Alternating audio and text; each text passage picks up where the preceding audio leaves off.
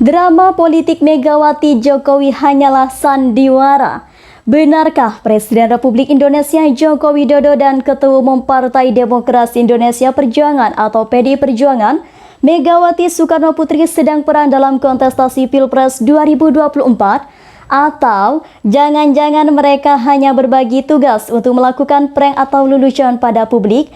Mari kita membaca satu persatu peristiwa politik jelang pemilihan presiden atau Pilpres 2024. Tapi perlahan Anies tampil melucuti kesombongan Jokowi, Prabowo, dan Ganjar.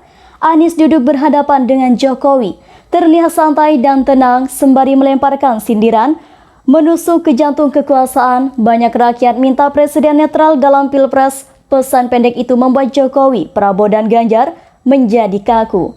Sadar bahwa esensi pertemuan di istana tersebut hanya untuk mendengar sikap tegas Anies menyerahkan aspirasi rakyat, ihwal netralitas Presiden Jokowi tentu tidak memberi keuntungan bagi Prabowo dan Ganjar. Kedua capres sejauh ini sangat menikmati modus politik cawe-cawe Jokowi, membuat rakyat muak dengan gusar. Namun seiring dengan waktu, gelombang gerakan perubahan semakin membesar, membuat Jokowi galau.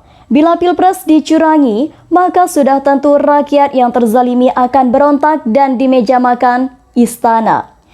Anies memperingatkan Jokowi agar tidak bertindak semena-mena selaku presiden, harus dan wajib bersikap netral. Itu pesan yang serius dan sangat keras dari rakyat. Gaya politik Anies lembut, beretika, dan menusuk. Situasinya tidak seperti komposisi sebelumnya, di mana Jokowi hadir. Disinilah menjadi puncak pertengkaran politik Jokowi versus Megawati menurut analis politik.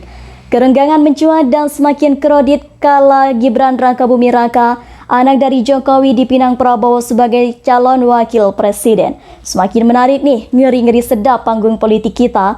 Ketegangan demi ketegangan politik satu persatu terungkap ke publik. Senin 30 Oktober 2023 kemarin, sebelum bertemu pejabat atau PJ Kepala Daerah, Presiden Jokowi menjamu 3 bakal calon presiden di Istana Merdeka, Jakarta.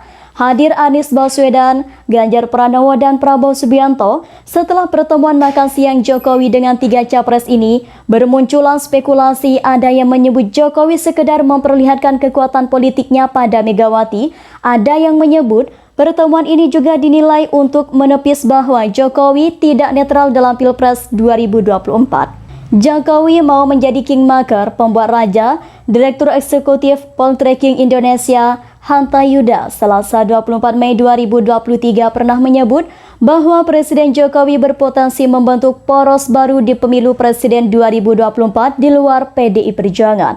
Prediksi tersebut ternyata benar adanya. Kini muncul Gibran sebagai cawapres yang mendampingi Prabowo. Boleh jadi Jokowi tidak punya kemampuan mengendalikan Ganjar sebagai sesama petugas parpol. Kondisi inilah yang mengharuskan orang nomor 1 di Indonesia ini bermanuver mengusung putranya menjadi cawapres.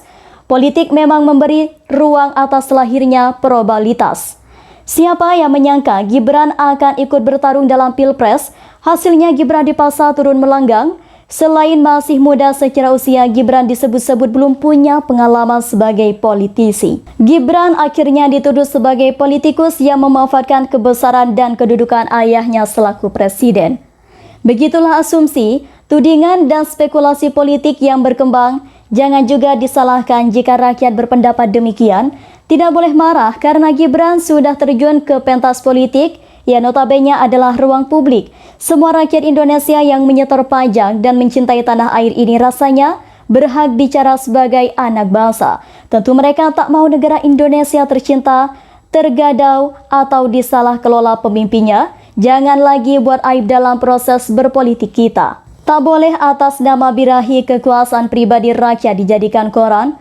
Kasihan rakyat yang sebagian hidupnya sudah susah, kemudian dijadikan lagi tumbal oleh elit parpol atau kingmaker. Ayo kita gunakan nurani untuk ciptakan iklim politik yang baik, dan dalam pemilu 2024, bagi saya konflik kepentingan Megawati versus Jokowi bisa jadi hanyalah sandiwara politik.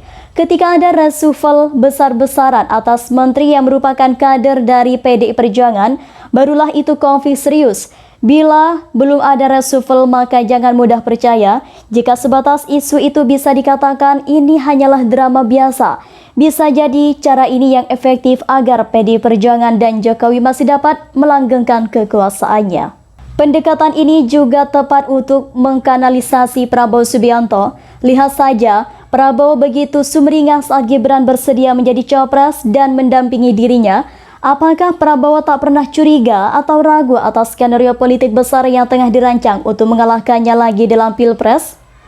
Berhati-hatilah dalam situasi ini, Anies Muhaimin akan mendapat limpahan kesempatan mendapat simpati dari publik. Cukup di sini bersama saya, jangan lupa like, komen, dan subscribe channel Hodari Podcast Rakyat dan sampai jumpa.